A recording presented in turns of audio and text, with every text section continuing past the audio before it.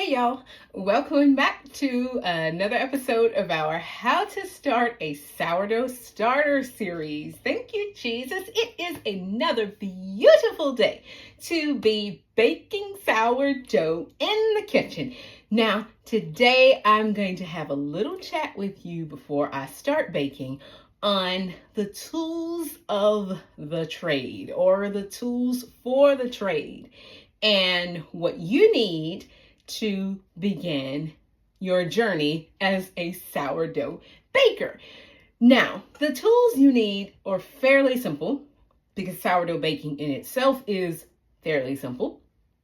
But there are a couple of things that you need depending on what level you want to take your sourdough bread to. So I'm assuming, since you have joined this class, and thank you for joining, I am assuming that you want to bake the best loaf of sourdough bread you can possibly put on your table. And in order to help you do that, there is a couple of things that you might wish to invest in. Things that I have found when I was baking without them. Yeah, I could do it.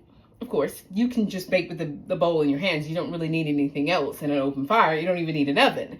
But if we have these few little tools that kind of help us along, it makes a big difference. So let's start with the basic tools of the trade. Aside from a ready sourdough starter, you need a large bowl. Now, this is, you can use a glass bowl. This is a stainless steel bowl. You can also use a wooden bowl. Unfortunately, I don't have a wooden bowl. And that's one of my things that I would like to get. But it is not a necessity. A bowl that you have at the house, such as this bowl that I already have, is perfectly fine. So you need a bowl. You need some sort of vessel to prepare your dough in. Now, the next thing you need, and as I say, you can get along pretty good just using your hands and a bowl. And that is like the basic tools of the trade. But another thing I would suggest that you invest in is these are Danish dough whisks. And as you see, they come in a large, small, and you can also get the metal ones. And these are perfect for mixing stubborn doughs. Very loose doughs, the kind of doughs that you really don't want to, if you can avoid it, you don't really want to put your hands in, such as a sourdough. When you are first starting to mix the dough, your fingers will be happier if you can use something like this, especially if you are mixing your sourdough by hand, and I'm assuming that you will be. You can use a mixer to mix your sourdough. That's slightly different. I'm not a massive fan of using a mixer for sourdough. Not just making a few loaves of bread. If you're making obviously 100 or 200 loaves of bread, then you are in another category and you probably already know all of this anyway. But for those of us who want to bake one loaf or two loaves, a Danish dough whisk is a good thing to have. And they're not that expensive. You can get them online. And they're good to have because they really keep your fingers out of the worst of the stickiness. Because when you're first mixing, you got flour and you've got water, and it's very sticky. So these keep your fingers out of the worst of the stickiness. So thing two, I would suggest you get a Danish dough whisk. And whether you choose a wooden one or a stainless steel one, a little one, a tall one, that is entirely up to you. Now, another thing you will need, no matter what kind of baking you're doing, you probably already have one, is a bench knife or a bench scraper. And these things work beautifully for, you can cut dough with them. You can scrape the counter with them. It also, if you have a very slack dough, you can use it to kind of manipulate your dough into a shape and keep your hands out of it, especially if you're working with something that has a high butter volume, such as brioche. And you want to keep your fingers out of it as much as possible because obviously your hands are warm and it'll start to warm up the dough, which will start to warm up the butter. So a bench knife works beautifully to help you along. I have multiple of these, and you'll find that you probably will end up with multiple ones too, because they're very useful to have. They also come in plastic, which I do use the plastic ones. And the plastic ones are useful because they won't scar your surface. Like, this is metal, it can scratch the surface. The plastic ones are useful because they won't scratch the surface of your countertop or indeed your bowl. And here are two examples of the plastic ones. So this is a smaller plastic version of this. And of course, this has a little bit of flexibility, but not that much. Whereas this one has zero flexibility, no more than the dexterity of your fingers. Other than that, you can't bend this to do anything. This one has a little bit more bendability, and it will move. It won't scar up your countertop, but it's very blunt. And if you're trying to scrape out a bowl like this, you can't do it. That's where this type of bench scraper comes in. By the way, you can get these at the hardware store too. They have them over there where they do the drywall masonry types of things. So they don't have to come from a bakery supply. You can get them at the hardware store as well. I could just see what my Uncle James would say about that. Now this one is obviously made for a bowl scraper. You can use it as a scraper on your counter surface, but this one is more so specific for a bowl. And this one is one of my favorites, because if you're mixing anything, and you need to scrape out your bowl, this is going to be your best friend in terms of scraping, because most of the time, if you do it in a, you can scrape pretty much everything out of the bowl. You can lift up one lump of dough and take it out. And this helps to get everything out and keeps your fingers clean too. If you are mixing buttercream in your stand mixer, this thing will be a dream helping you scrape down the bowl, because it's very smooth. It won't scratch and it glides easily. And of course, it has lots of nice flexibility, which these two don't have. So these are useful to have. As a matter of fact, I suggest you add these to the must-have list of things you need for your sourdough. Now, another thing I suggest that you get, you can do without it. You can use measuring cups, spoons, but measuring cups and spoons, measuring flour or any kind of liquid, it's good if that's all that you have, or if that's what you prefer to use, or if you don't want to bother with a whole lot of extra gadgets. Like my sister, she's not a gadget in the kitchen person at all. Basic things is she's perfectly happy, and she cranks out delicious meals without any extra gadgets. But there are some gadgets that make your life easier, and a weight scale is one of those gadgets that makes your life a lot easier. Because when you are weighing, say your recipe calls for 50 grams of sourdough starter, or let's just say a quarter of a cup of sourdough starter. And then the recipe, most recipes, mine included, will give you both. You can get a quarter cup, pour your starter into it, and then scrape it out. Yeah, you can do that. Or you can set your bowl on your scale and pour those 50 grams in there, and you don't dirty up anything else. And that goes the same for any form of kitchen work where you're measuring things, and you know, like measuring honey, for instance. You know how it is. Ooh, then you gotta scrape the. If you can weigh out honey, say a recipe calls for, I don't know, 75 grams of honey, and you can weigh that honey out, you save a lot of dishes because you're measuring everything into one bowl. As you will see when we do a sourdough loaf, you measure everything out in one bowl. You're not dirtying up all these extra little dishes that you didn't have to turn around and wash or clean or all these other things. So a good scale is a worthy investment, and they don't have to be expensive. You can get a good scale for $5, $10. I mean, you know, it's nothing expensive. And most scales will allow you to swap between grams and ounces in pounds, depending on your method of weighing. I use grams.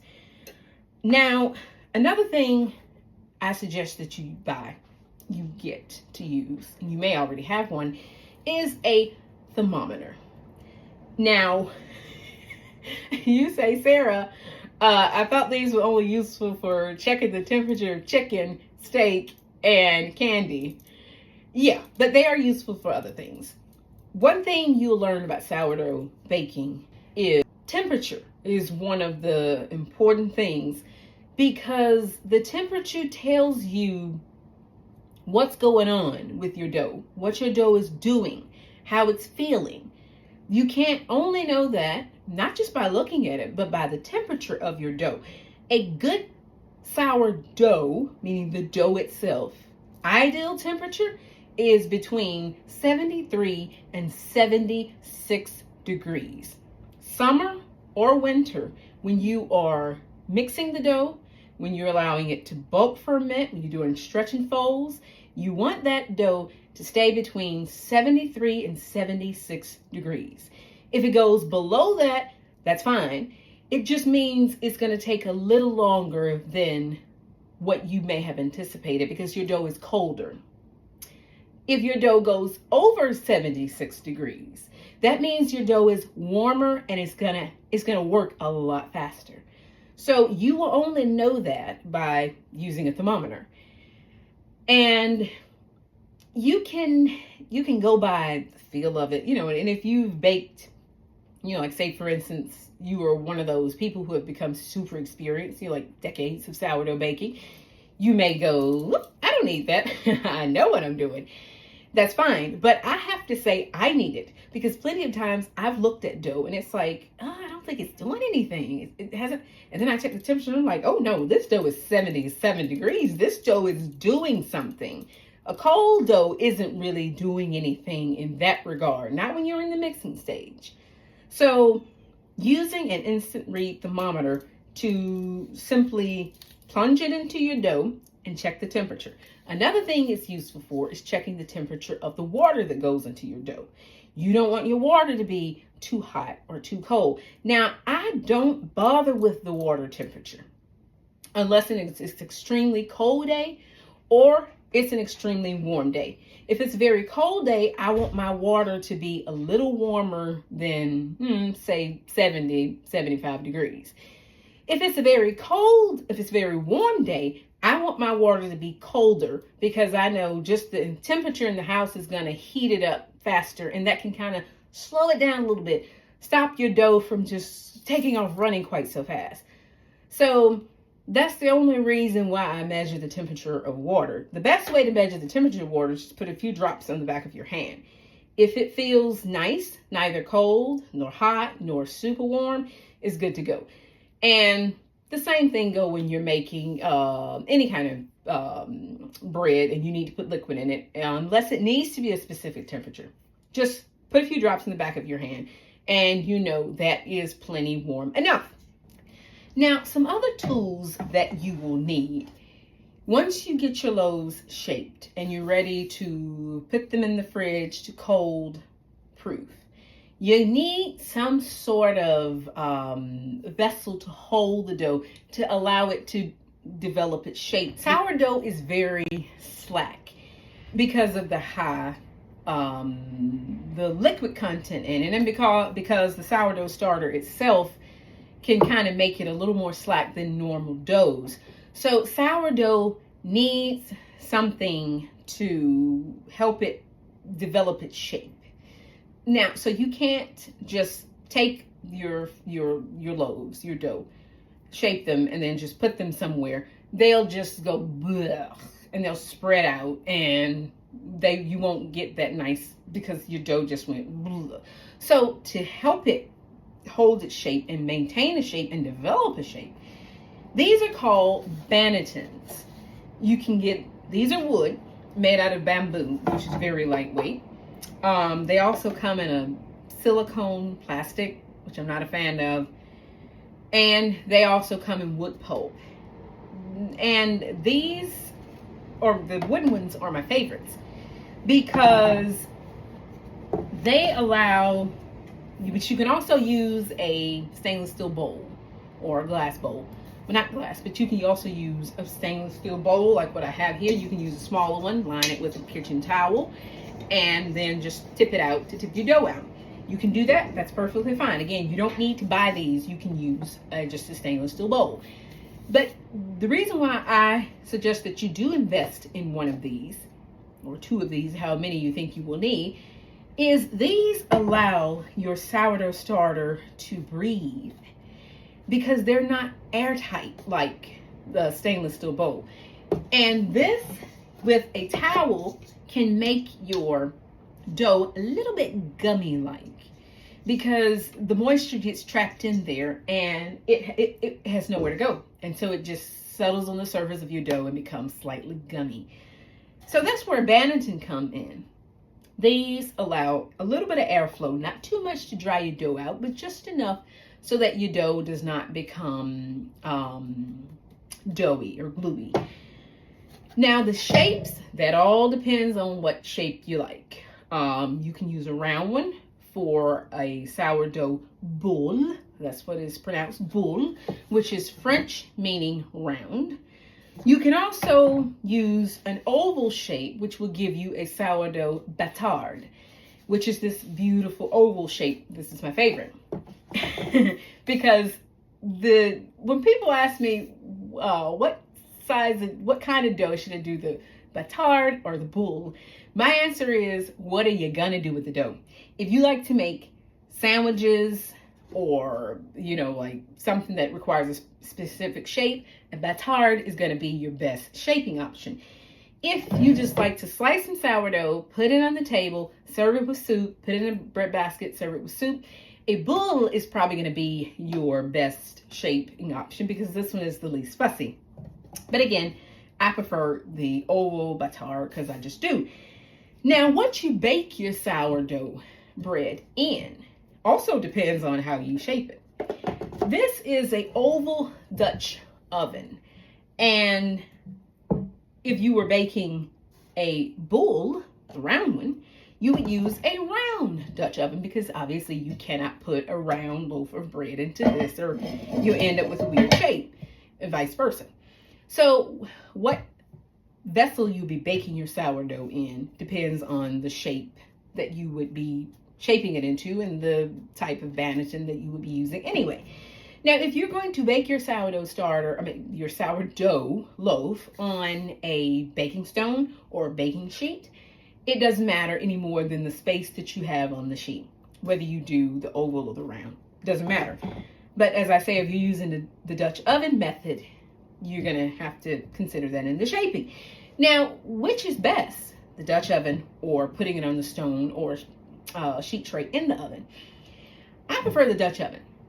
But again, that depends on how many loaves you need to bake. Of course, big bakeries or people who bake more than 50, 60 loaves, they get a bread oven, which is just for bread. It's not for cakes, and you can bake cakes in it, but instead of a rack, it has stones that slide into it, and you just load loaf after loaf into it, and you inject some steam, because there's some steam needed. If you're not using a Dutch oven, your bread will need some steam.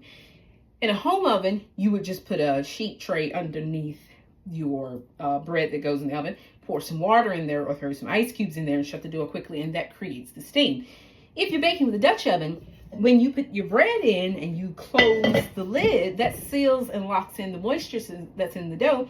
You don't need to worry about it. It's creating its own steam, locking it in here, and giving you that beautiful oven spring, because that's what the steam does. It allows your bread to rise higher before your crust dries out and get hard, and then your dough can't move anymore. So that's essentially what the steam does in the oven. That's why steam is important.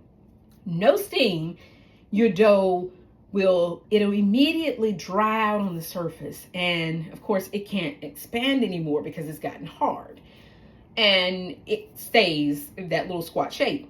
With the steam, it keeps the crust nice and soft a little longer. Of course, it eventually does dry out, but it keeps it soft a little longer until it can rise a little more, and then you get that nice oven spring with the ear of the loaf that most bakers chase after, and which we'll talk about that on down the road. But these are some of the tools of the trade, or tools for the trade, that you will need in your journey as a sourdough baker. So now you know what tools you need. You can now go forth and let us start baking a sourdough bread. Now, that's coming up in the next episode. I hope you will like and subscribe so you don't miss out, and the good Lord willing, I will see you guys in the next episode of our series, How to Start a Sourdough Starter. Take care, y'all. Bye.